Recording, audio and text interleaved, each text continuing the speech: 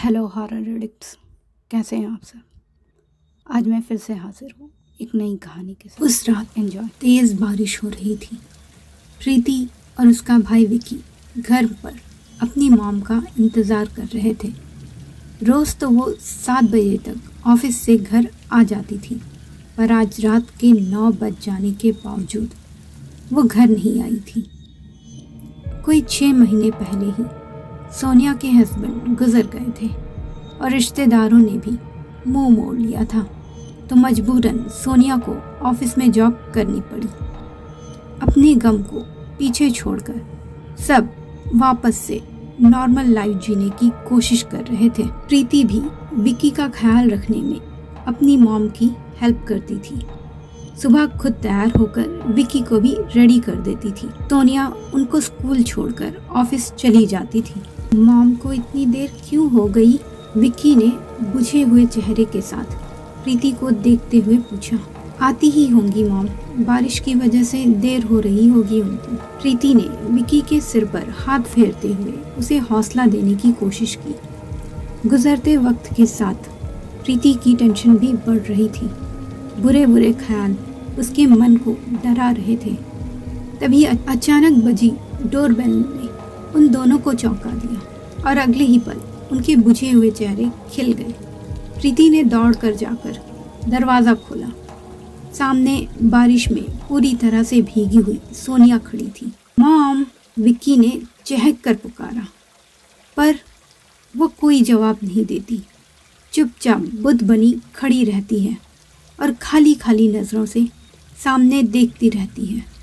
फिर बिना कुछ बोले दोनों बच्चों को टकराते हुए अपने कमरे में चली जाती है। दोनों बच्चे सोनिया के बर्ताव से हैरान होते हैं। प्रीति विक्की को अपने कमरे में जाने का इशारा करती है, तो वो बेमन से चला जाता है। प्रीति सोनिया के कमरे में जाकर उनसे बात करने की कोशिश करती है, तब भी वो कोई जवाब नहीं देती और गीले कपड़ों में ही बैठी सिर्फ छत को घूरती रहती है। तो प्रीति पास जाकर कंधे पर हाथ रखकर कपड़े बदलने को कहती है। इस पर सोनिया झट से गर्दन घुमाकर प्रीति को तेज नजरों से घूरती है।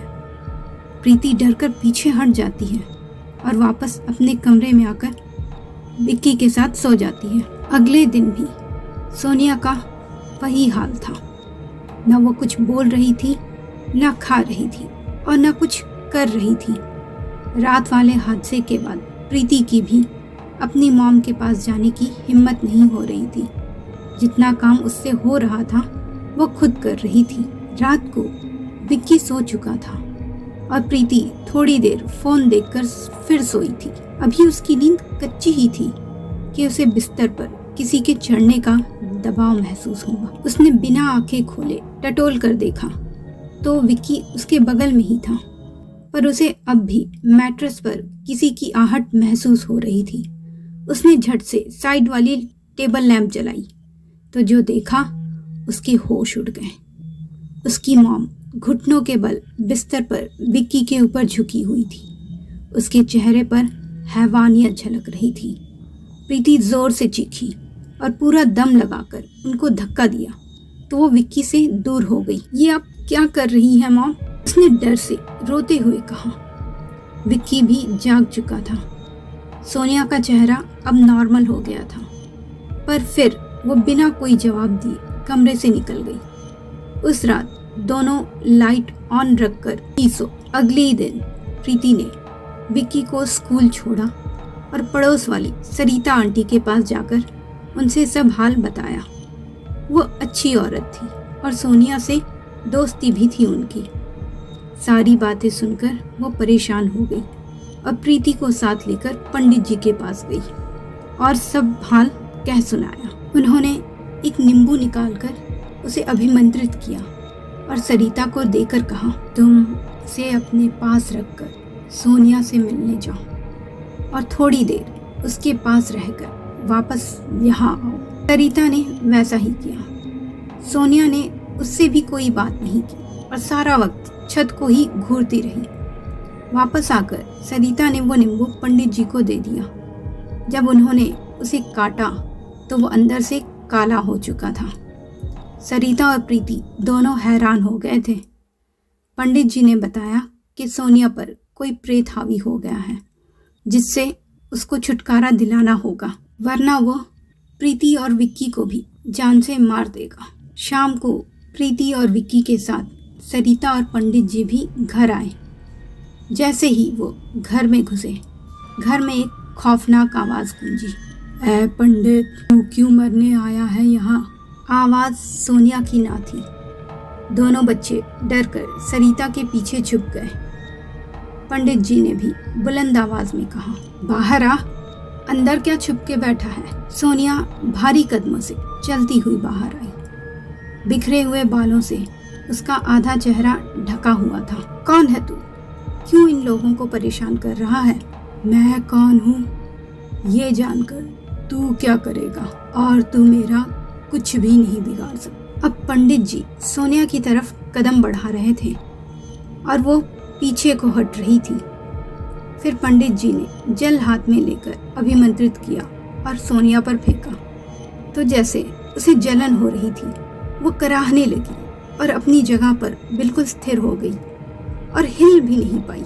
सरिता ये सब डर से फटी हुई आंखों से देख रही थी और उसने बच्चों को कसकर पकड़ रखा था। फिर पंडित जी ने वहाँ सब पूजा की सामग्री सजाई और हवन करने लगे। वो मंत्र पढ़ते जाते और आहुति आग में डालते जाते और सोनिया लगातार रोती बिलखती रहती, मुझे छोड़ दो, मुझे छोड़ दीजिए। कोई आधे घंटे हवन करने के बाद उन्होंने उसमें से भभूत निकाली और उसे सोनिया के माथे पर पूरा लेप कर दिया, तो वो गला फाड़ कर चीख पड़ी और बेहोश हो गई। पंडित जी ने कहा कि वो प्रेत चला गया है और थोड़ी देर बाद सोनिया को होश भी आ जाएगा। होश में आने के बाद सोनिया ने बताया कि वो उस रात बारिश में जल्दी जल्दी घर की तरफ आ रही थी कि उसका पैर किसी चीज़ पर पड़ा और वो लड़खड़ा गई। नीचे देखा तो वहाँ पर कुचला हुआ नींबू पड़ा था। उसने ज़्यादा ध्यान ना देते हुए आगे बढ़ती रही। फिर थोड़ी देर बाद उसकी आंखों के आगे अंधेरा छा गया और उसके आगे क्या हुआ उसे कुछ भी पता नहीं था। तो मित्रों, अगर आपको ये स्टोरी पसंद आई हो तो मेरे चैनल को सब्सक्राइब ज़रूर कीजिएगा और अपनी राय कमेंट बॉक्स में भी दीजिएगा। धन्यवाद।